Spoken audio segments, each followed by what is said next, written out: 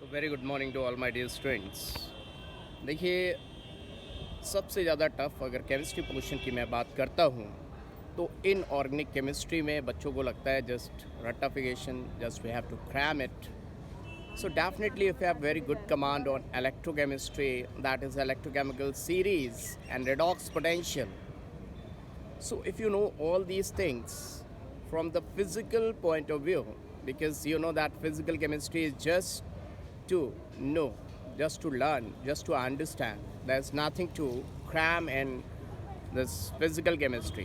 So if you have very good knowledge of this electrochemical series, the agent which is the best reducing agent or oxidizing agent, one fundamental thing.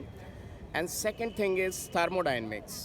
If you have very good command in thermodynamics, that delta H and delta S, when you're dealing with the reactions, once the state is getting changed, then we have to think about the state, the entropy. Otherwise, if reactant is in liquid medium and the product also in liquid medium, you know very well, तो हमें कोई ज़्यादा entropy को भाव नहीं देना है. Just like organic chemistry में हम इंथैल्पी की बात करते हैं, जब ग्राफिकल रिप्रेजेंटेशन होता है, we always talk about enthalpy, change in enthalpy.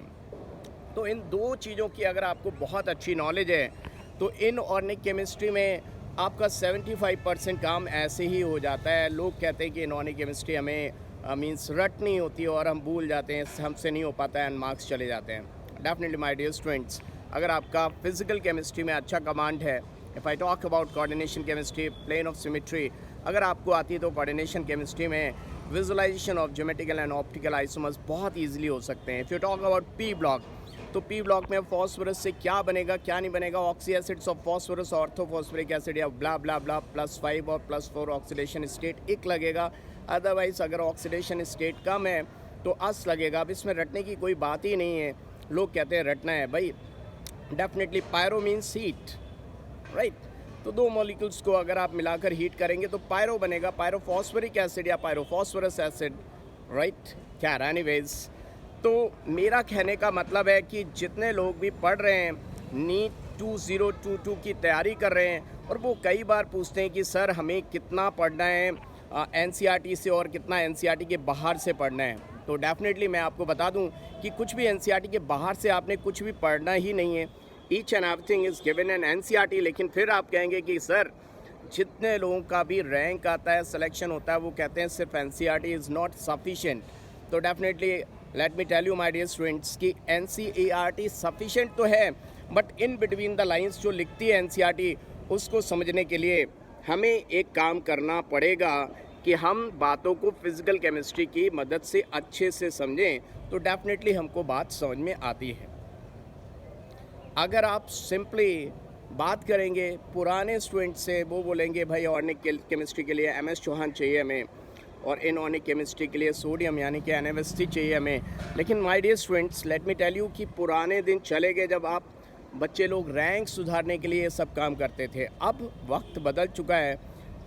Definitely आपका जो एनटीए है वो टफ पेपर बनाएगा, वो टफ पेपर कहाँ से आएगा, एनसीईआरटी के बेसिस पे आएगा. एनसीईआरटी की बातों को उठाएगा वो और उसको इन डेप्थ नॉलेज यानी कि फिज़िकल केमिस्ट्री से कोरिलेट कर देगा. तो आपको लगेगा कि आउट ऑफ सिलेबस आया, बट उसने कुछ किया नहीं. व्हाट इज़ देयर, वो उसको फिज़िकल केमिस्ट्री का उसमें कुछ फ्लेवर ऑर्गेनिक केमिस्ट्री या ऑर्गेनिक केमिस्ट्री का वो इनऑर्गेनिक केमिस्ट्री में दे देता है. अब आप बोलेंगे कैसे सर, हमें कैसे पता चलेंगी ये बातें. For example, if I talk about RCONH2 is given and they have given you Br negative and BrO3 negative. Br negative and BrO3 negative, you know that disproportionation reaction अगर Br2 plus OH negative की होती है तभी बनता है BrO negative and BrO3 negative. That means आपको समझना पड़ेगा when Br negative and BrO3 negative in aqueous medium is given, that means that will undergo comp proportionation. That means Br2 and OH negative is already given over there. That means Hofmann bromamide degradation की आप बात कर सकते हैं, आप haloform test की बात कर सकते हैं.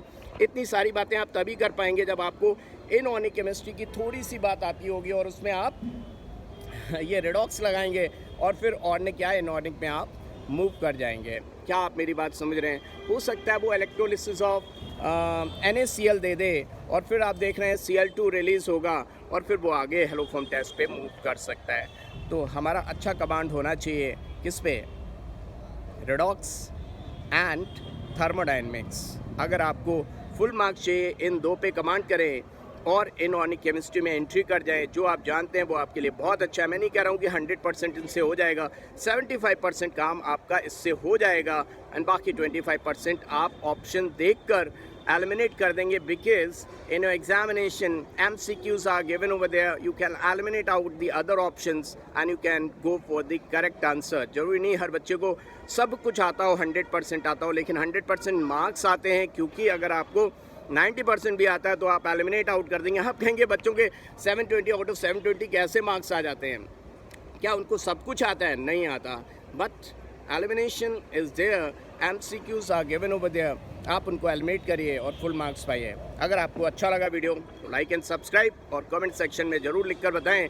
और आपको मुझसे क्या उम्मीद है, क्या चाहिए पूरी केमिस्ट्री में। आपको जहाँ भी डाउट्स आते हैं यू कैन आस्क मी, कहाँ से पढ़ना है, क्या पढ़ना है, मैं आपको एक सही राय दूंगा बिना किसी ऑफिशियल अपने बेनिफिट को देखते हुए, राइट?